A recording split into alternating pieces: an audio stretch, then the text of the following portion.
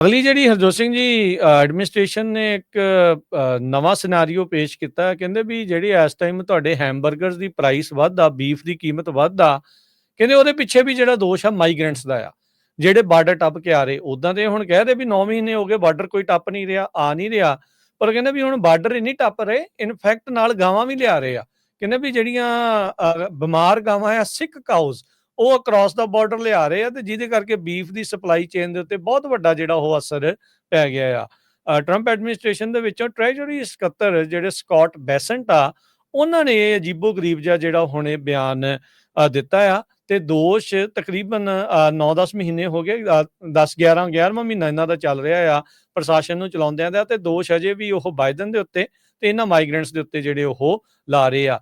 ਇੱਕ ਪਾਸੇ ਤਾਂ ਬਾਰਡਰ ਨੂੰ ਬਿਲਕੁਲ ਸੁਰੱਖਿਅਤ ਕਹਿ ਰਹੇ ਆ ਵੀ ਆ ਕੋਈ ਨਹੀਂ ਰਿਹਾ, ਤੇ ਦੂਜੇ ਪਾਸੇ ਕਹਿੰਦੇ ਵੀ ਇਕੱਲੇ ਆ ਹੀ ਨਹੀਂ ਰਹੇ, ਪਤਾ ਨਹੀਂ ਗਾਵਾਂ ਤੇ ਚੜ੍ਹ ਕੇ ਆ ਰਹੇ ਜਾਂ ਗਾਵਾਂ ਲਗਾ ਕੇ ਜਿਹੜੀਆਂ ਬਿਮਾਰ ਆ ਉਹ ਇੱਧਰ ਨੂੰ ਲਿਆਈ ਜਾ ਰਹੇ ਆ। ਇਸ ਮੌਕੇ ਅਮਰੀਕਾ ਦੇ ਵਿੱਚ ਐਵਰੇਜ ਪ੍ਰਾਈਸ ਬੀਫ ਦਾ $10 ਪਰ ਪਾਊਂਡ ਜਿਹੜਾ ਉਹ ਬਣਿਆ ਆ।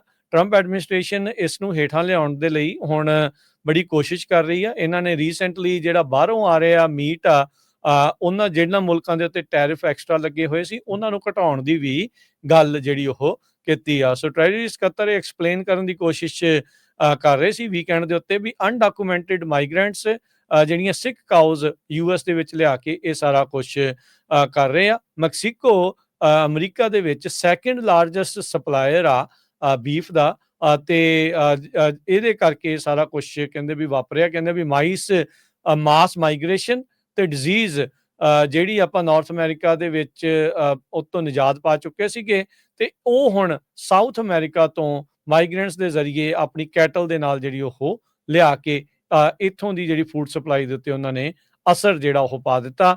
ਉਹਨਾਂ ਨੇ ਕਿਹਾ ਵੀ ਜਿਹੜਾ ਟਰੰਪ ਐਡਮਿਨਿਸਟ੍ਰੇਸ਼ਨ ਉਹ ਲੇਜ਼ਰ ਫੋਕਸਡ ਆ ਇਸ ਸਮੱਸਿਆ ਦਾ ਹੱਲ ਕਰਨ ਦੇ ਲਈ। ਕਹਿੰਦੇ ਵੀ ਇਹ ਪਰਫੈਕਟ ਸਟਾਰਮ ਆ ਤੇ ਜਿਹੜਾ ਸਾਨੂੰ ਇਨਹੈਰਿਟ ਮਿਲਿਆ ਆ, ਅਸੀਂ ਨਹੀਂ ਇਹ ਕੀਤਾ, ਇਹ ਸਾਨੂੰ ਜਿਹੜੀ ਸਮੱਸਿਆ ਆ ਬਣੀ ਬਣਾਈ ਪਹਿਲੇ ਪ੍ਰਸ਼ਾਸਨ ਦੁਆਰਾ ਮਿਲੀ ਹੈਗੀ ਆ।